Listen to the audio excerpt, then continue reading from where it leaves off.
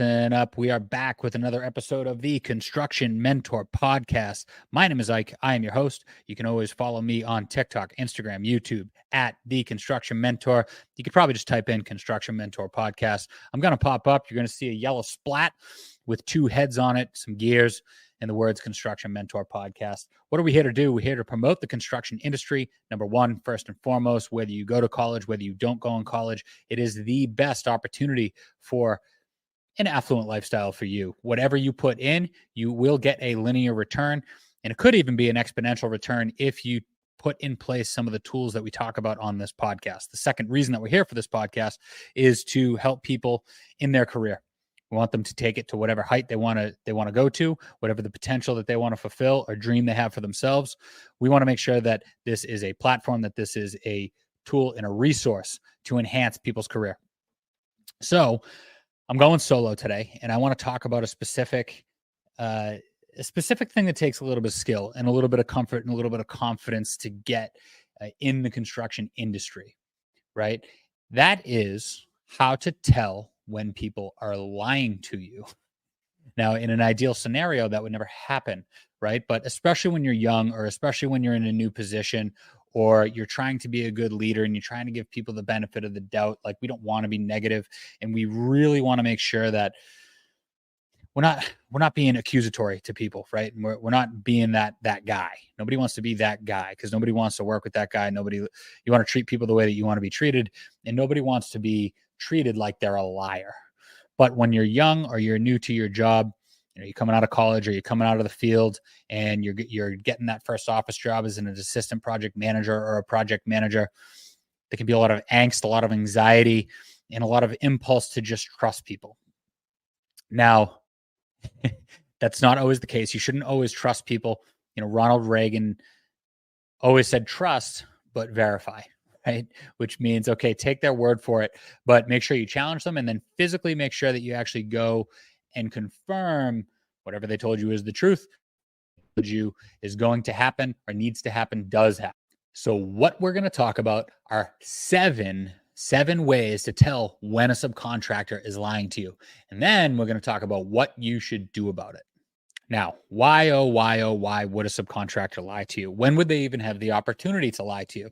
Now, again, if you're young and you're just coming into the industry, here are some circumstances, and let's go over some touch points or workflows or situations that you might find yourself in a construction project where a subcontractor may lie to you, or you want to feel maybe like you need to challenge them. Maybe you need to lower their bar because what they're telling you is too aggressive, not feasible, or maybe it's not aggressive enough and you need to raise the bar, right? You need to justify and prove to them that they can deliver higher quality, or they can move faster, or they don't need as many resources, or they don't need as many people out of the way to get done what they need to get done. So, number one would be RFIs. RFI is a what? An RFI is a request for information that is a formal way of asking a question on a project. Oftentimes, a subcontractor will come to you and they will give you an RFI and they say, I need this question answered before I can do my work. Okay, seems pretty fair, seems pretty straightforward. Now, what you should do is, before you take that to the client, before you take that to the design team, you should vet that, right? Like, can you answer it yourself? Did you actually look into the drawings? Did you try to see if the answer is in the specifications of the drawings, and verify whether or not the subcontractor is being frivolous, right? Is the impact, the necessary impact, exactly what the subcontractor is selling you? Like, if they really don't get the answer to the question, can they be productive in any way? Does it really stop production on the job site, stop their ability to meet the schedule or exceed the schedule? So they may be lying to you, or they may be untruthful, or they may be overselling you on the importance of that RFI, right? So that's one situation. Another situation could be procurement, right? What does procurement mean? Sometimes procurement can be for releasing subcontractors, getting their subcontracts executed. When I use the word procurement, that means to get the actual materials on site. So that starts with the submittal process, right? The submittal process is what? That's when you take information, product sheets, cut sheets, and you submit those to the architect or to the engineer, and you say, hey, I'm going to buy this wood. I'm going to buy this framing material. I'm going to buy this flooring material. And this is what we're going to install on site. So it could be with that, right? It could be Does that submittal or does the material or equipment that they want to install, is that a square peg in a round hole? Is that true? I don't know. Maybe you have to go figure it out. But most often what they'll say is that they can't get it in time, that the lead time is bad, or it's lost in shipping and they can't get an answer from the manufacturer, or yeah, it's in fabrication, but I don't know when it's going to come out. So there are ways to vet that information and not just simply take the subcontractor's word for it, but those directly impact your schedule, right? Because you can't install or you can't build anything if you don't have the materials to do it. So that's another way. The most popular way would be change orders. Subcontractors love to just give vague, would be a good word to describe it, but vague change orders with no information, no backup, no justification, just $10,000 to install these light fixtures. Well, what does that mean, right? Well, I got remobilization costs. Okay, well, what does that mean? $2,500 for remobilization costs. It'll just be, that's usually what it is, right? $2,500 for remobilization if they have to leave a job site and then come back. And it's like, okay, well, why? Tell me exactly how you come to that number. And they will jump through hoops and hem and haw and just try not to answer it and just say, well, I have costs. Okay, that's nice. Or they'll say that, it takes X amount of hours, X amount of guys to complete a certain scope or to make this change. Or they'll say, oh, well, I didn't intend on buying this material. Now I have to buy this new material or a fancier material, a nicer material. And there's a cost to that. Okay, so that's another area that you would want to vet. And then there could, of course, be changes or issues in the field or simply just progress updates in the field, right? Now, I guess this doesn't even really just come down to subcontractors. It could also be your own internal team. It could be your supers. It could be your system project managers. It could be your laborers. These really go towards anybody that you would be involved with. You want to trust but verify. So let's talk about the ways to overcome that, right? How do you know when somebody's lying and how do you overcome that? Now, the best way to do that would be, number one, first and foremost, build a strong relationship in the first place, especially with your subcontractors, right? Now, this is, you might say like, oh, but that you still don't know if they're lying or not, right? But instead of having a symptom and treating that symptom, let's get down to the root cause. And if you have a good relationship with your subcontractor where they can be honest with you and they feel like they can be honest with you and you're not going to burn them or you're not going to make them look bad or you're not going to talk down to them or you're not going to cost them money just because you can, then they won't lie to you, right? Just think about your parents when you were growing up. If you could be honest with them and not be worried about the repercussion or worried about their reaction, then you would be more honest with them, right? So your subcontractors are the same way. Now, when you're young, it's difficult to relate that to being a parent because they may be older than you and they may be an expert to you and they may be a mentor even to you for their specific niche and what they do. But you want to build that positive relationship so that you can honestly ask them questions. And when the way you build that relationship, especially as a young person, is by treating them as the expert, right? You want to ask them questions. You want to ask in a way where they feel like they're your mentor. They feel like they're your teacher so that they take ownership and they take a little bit of pride in that they want to make you look good, right? Because they feel like they're helping you. Okay. When you do that, for anybody, they want to see you succeed and they want to be part of that, right? And what you'll find is not only will they not lie to you, but they'll actually pull you out of trouble. They'll try to keep you from stepping in front of the bus before you get ran over, right? So you want to build that solid relationship. And the second thing that you can do to build that solid relationship is always make sure you're trying to act in their best interest. Obviously, your client's best interest and obviously your team's best interest, but you want to create win-win-win situations. You want to make sure that your subcontractors are winning, that you're not wasting their time, that you're not sucking up their bandwidth. And ultimately, at the end of the day, that they look good to whoever they report to, which usually means that they have to make money. So you don't want to have situations where you cost them money. You want to save them money and you want to save them any kind of heartache and headache that you can anytime they do bring problems to your attention, or when you bring other people's problems to their attention, you're not leaning on them or taking advantage of them. Okay, so that's all part of building a solid relationship with your subcontractor. And again, really, this goes for really anybody that you work with. So it's not just subs. Now, the most important thing to do, so number one, You want to create a solid relationship with your subcontractor. But number two, you must conduct regular site visits. If there's one thing that I see in the industry today where any operations manager of any kind, project manager, super, whatever it may be, where they fall short, it's actually being present on site. Right? You don't know what you don't know, and you can't verify what you can't see. Okay, so you have to be present on site. Too many people just rely on the office because they feel like it's more efficient. They feel like it's a waste of time if they're spending time in the car going to a job site or on the train going to a job site, or they are just walking around a job site and their email inbox is building, and they're not actually addressing that. Just because you get the dopamine hits from communicating digitally doesn't mean that you're actually doing your job. Okay, so you want to be present on site. You want to be able to see things. You want to be able to verify things. You want to walk your jobs consistently.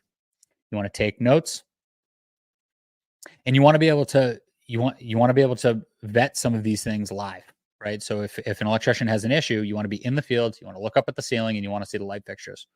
If a plumber has an issue and they say that they have a conflict, you want to see the ductwork that it's actually in conflict with. If it's an underground issue, you actually want to get your head in that ditch and you want to see what's going on. Okay.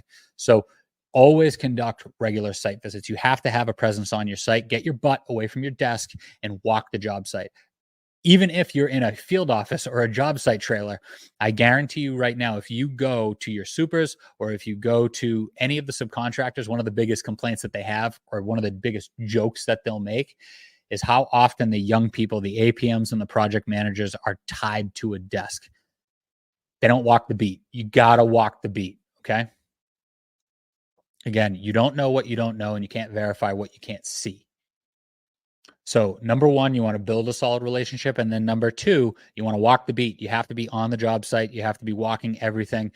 And number three, when you're walking that job site, and you're interacting with the subcontractors and they're bringing RFIs or change orders or issues in the field or procurement updates to you, you want to make sure that you're asking specific questions.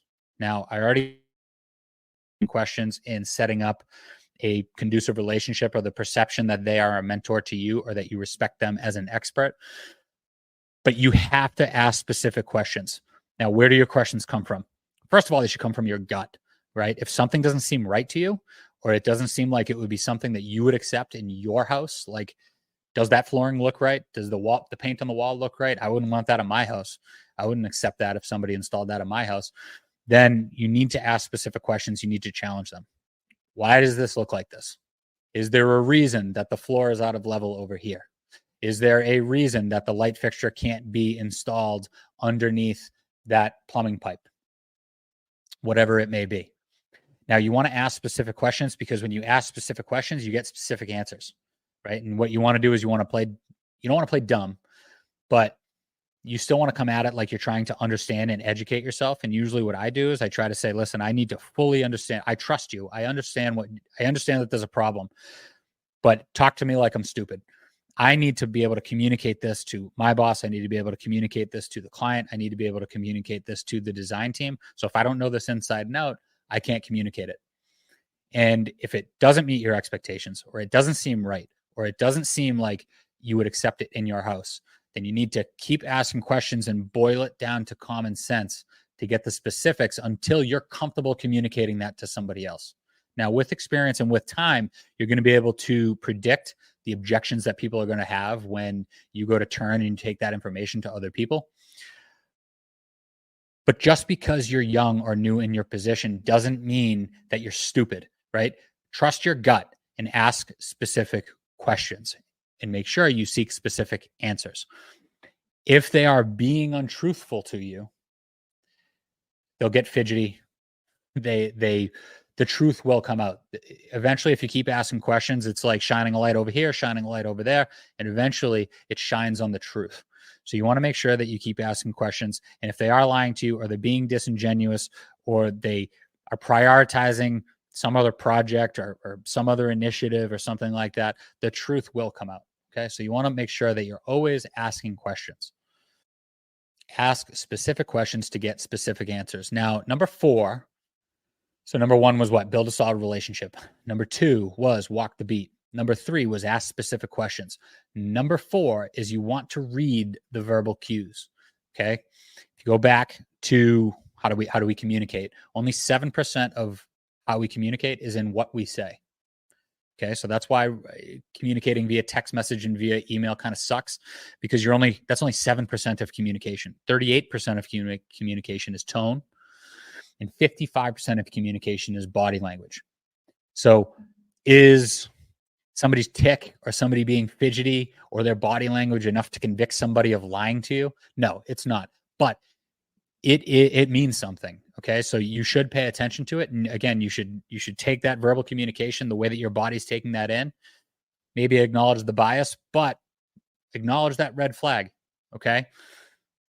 That doesn't mean that just because you feel like somebody's body language and their tone, because maybe they're nervous or whatever it may be, but just because they are communicating that with you doesn't mean that they're guilty of lying to you, or it doesn't mean they're trying to be untruthful or they're trying to deceive you.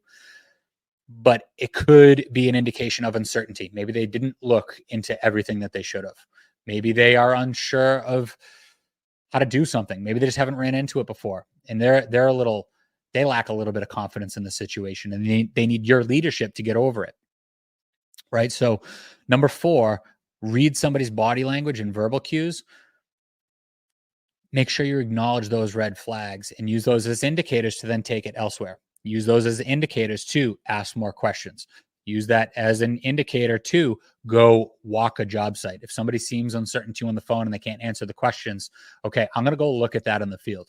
All right. I'm going to go look at the underground rough in the field, and I'm going to lay out the fittings to make sure that this actually doesn't fit underneath the slab in the bathroom. Or I'm going to make sure that this piping detail actually doesn't fit inside the wall.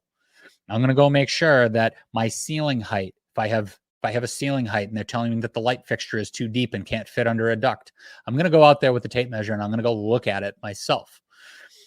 That's one direction that you could take it in. Asking questions, and you can go verify in the field yourself. Now, the next way that you could take this is number 5. You could request documentation. So what does that mean? That means if you have an RFI, okay, take a picture, circle it on a drawing, and actually draw a sketch of how this doesn't work or how you're confused. Pull the actual information out and put it into the RFI, and let's review it together. If it's a change order, where's your timesheets? Where's the material? Where's the material quote? Can you get a material quote from a vendor or a material supplier? How many guys, how many hours, and why? What's your markup? Is it 10% and 5% for overhead and profit? Show me the calculation. Show me the secret to the sauce of this change order. If it's a procurement issue, show me the submittal, show me the lead time, or show me the correspondence from the manufacturer or the fabricator, right? And if it's an issue in the field, show me a picture. What did you get done? What's in the way? Why is it in the way? Mark up where something needs to go while this is in the way, right? If you need to core in the floor to put a pipe riser through, or to put a plumbing rough in for a new bathroom, and you can't because there's a structural beam underneath it, then show me that. Show me the picture of exactly where it's supposed to go. Show me where the beam is. And if you can lay that out in a picture, then relate that to a drawing, then all the information's there, and I don't even have to verify it. And I don't have to have a lack of confidence or be nervous about communicating that to somebody else. Okay. So you want to request the documentation no matter what the issue may be. Now, number 6 would be to go verify this yourself, right? So what does it mean to actually go verify that yourself? Well, think about some of the things that I just said there. So we already said to go verify in the field with the procurement, with issues in the field or RFIs or change orders, to walk the beat, right? And then to ask questions. But specifically as it comes to procurement, and most of the time, this is where a lack of confidence in what the information that you're getting will come from, is in procurement, getting stuff to the job site. Not all of your presence is always required or valuable just on the job site. Sometimes you need to go to the source off the job site where something's being fabricated, where something may be stored, right? So when a subcontractor tells you that they have a procurement issue, where they can't get something on site, or it's an extra lead time, or it's in fabrication in the shop, or yes, I'm billing you $100,000 because I have $100,000 of material in my shop, actually go find that out yourself. So the first step would be, hey, I can't get concrete. This happened to me in 2021, and here's what I did. I couldn't get my slabs poured and my columns poured and all of my tie beams poured on a country club I was building in 2021. And the reason that they told me that, the subcontractor told me that the plants were running hot and they were behind, and they shut down all the plants for a few days for maintenance and to get them back online. So what did I do? I didn't take his word for it. I got my ass in a truck and I drove to the plant, and it was on. And I asked, hey, I have a delivery. I was dumb. I played dumb, right? I said, hey, I have a delivery coming scheduled for tomorrow for a concrete pour at XYZ Avenue. Do you guys have that on your schedule? I just want to make sure so that, I don't send 15 guys on site to accept this concrete pour. Nope, hasn't been requested. Oh, okay. So that's interesting. So then I call up the subcontractor and I say, hey, you got that pour scheduled? Is everything okay? Oh no, they're shut down and blah blah blah. Really? Because I'm actually at the plant right now. You haven't put in a request. They're running, and they feel like they're on time. Now, I didn't start out like that, right? And I was a little more diplomatic in my approach because I didn't want to sour the relationship. You want to tee that up to make them feel like the bad guy. You don't want to be like accusatory or feel like you're the judge, jury, and executioner. So there's definitely ways to do it. You always want to speak softly and carry a big stick, but that's one way to do it. Another way to do it, we had an ornamental metal situation where, what does ornamental metal mean? That means that we had some fancy steel and some welding that had to happen for this big, beautiful bar that we built at another place. And they were charging us for fabrication, and they were charging us for storage for all of the material. Okay. Got in my truck. I got the bill for it.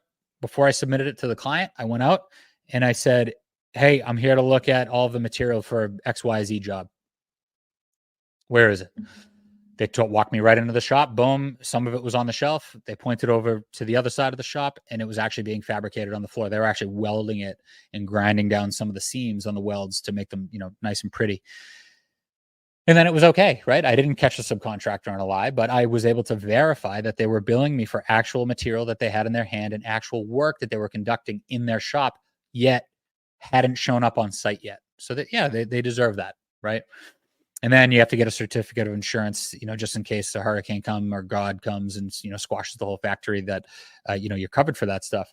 But again, I went out and I actually verified myself. So one of the most common things that young people do is they take subcontractors' word for it and they don't challenge them, right? So don't take no for an answer, and don't take, oh, I can't get the material, or it's on order, or I can't get a delivery date.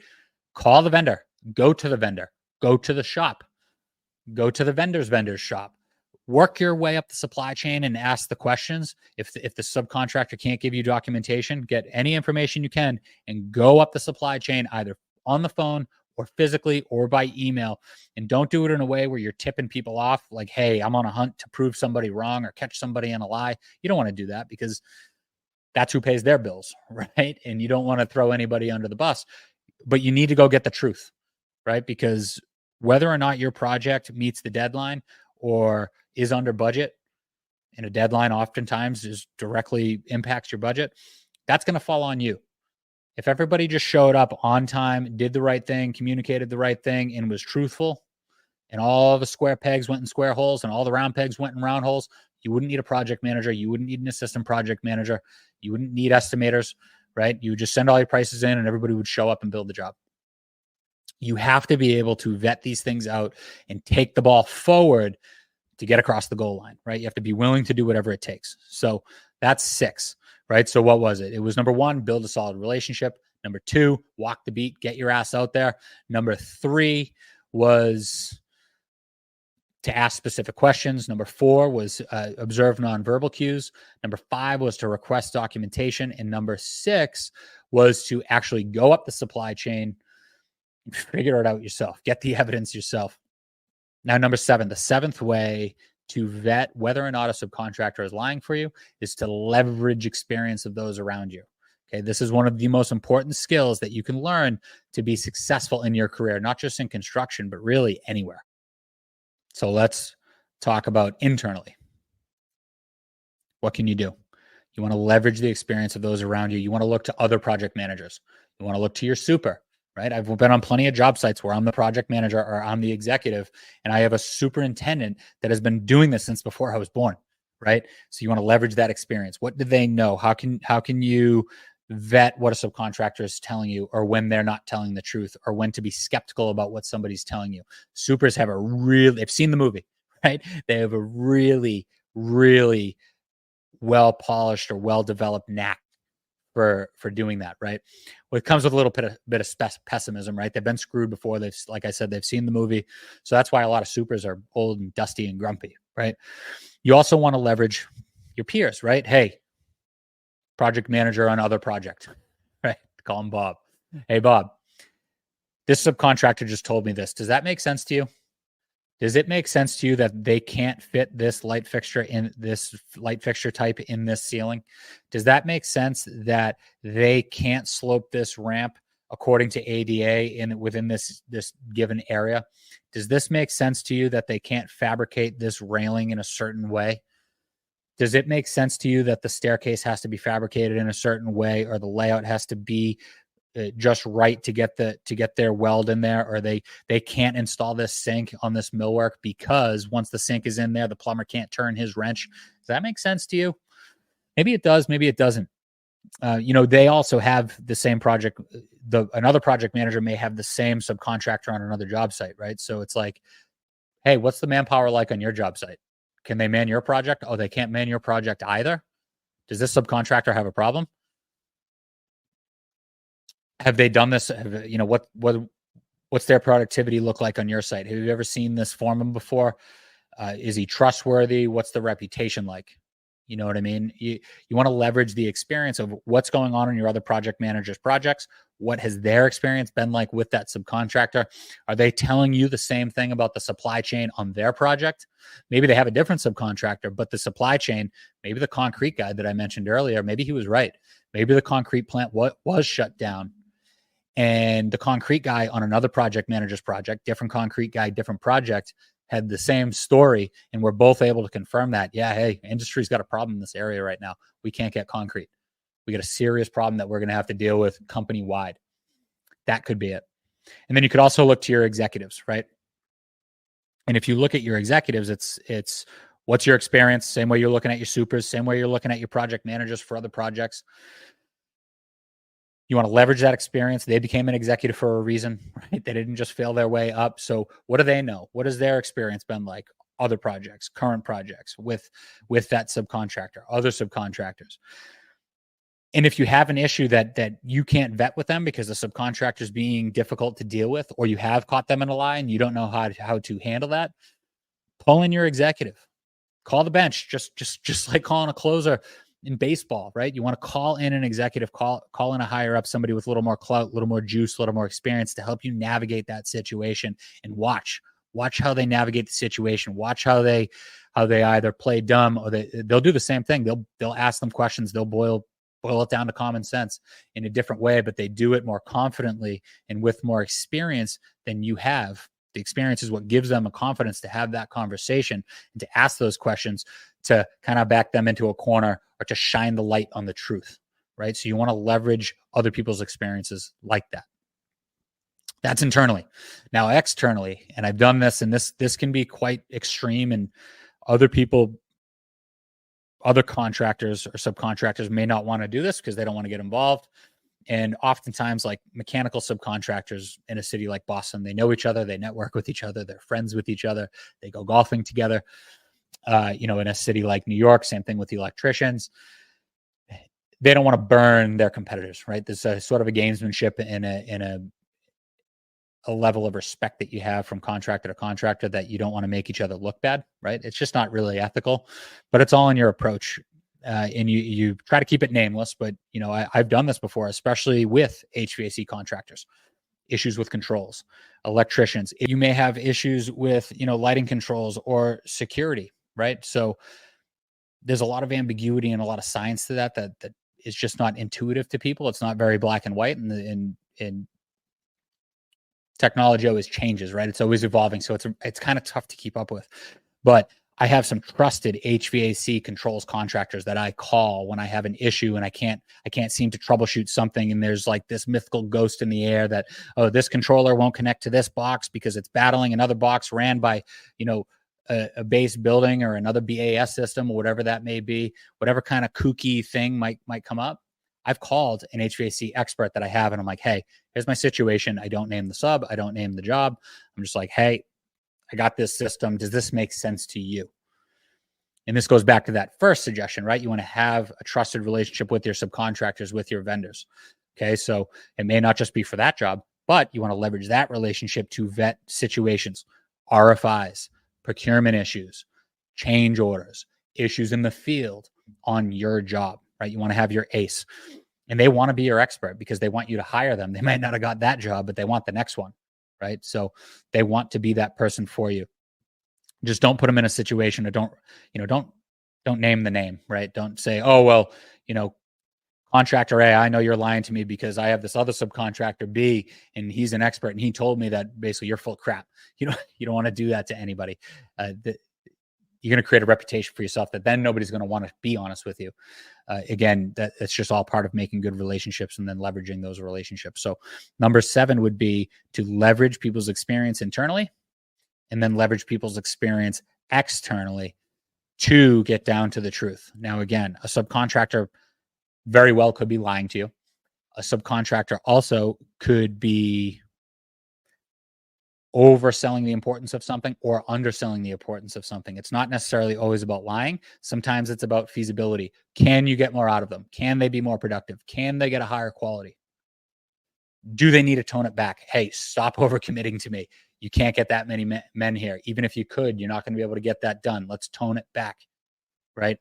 Maybe they don't even realize that what they submitted is wrong, right? And you don't even know to challenge them, or they don't even know that they're making a mistake and something seems fishy to you and you need to go vet it and then bring that value to them to protect them. Maybe that's the situation, right? So 7 ways to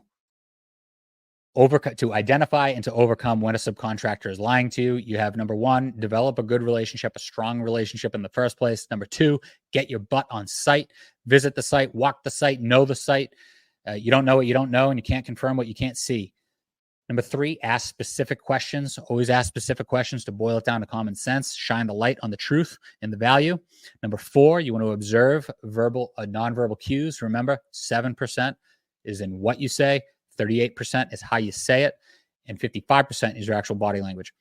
Then you want to request documentation, right? So what does that mean? That means give me the backup for the RFI, show me the tracking number for the procurement, show me the calculation for the change order, show me the issues in the field with pictures and sketches and reasons, rhymes and reasons to it. Number 6, go up the supply chain yourself, whether it be physically or on the phone. And then number 7, leverage your relationships internally, more experienced supers, more experienced project managers, more experienced executives, and then also leverage it externally with your other vendors. Develop those solid relationships like back in number 1 and be able to call on your go-to HVAC guy, your go-to lighting guy, your go-to site civil guy, whatever they may be. Know those, learn those. You will become more confident and you will become better at it as time goes along.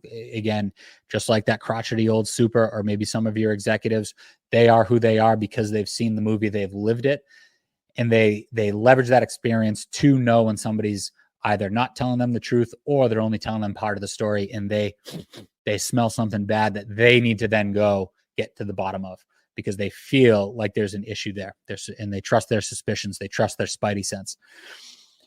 I hope you like the episode. I hope you find this valuable. Again, you can find me on Instagram, TikTok, and YouTube at The Construction Mentor.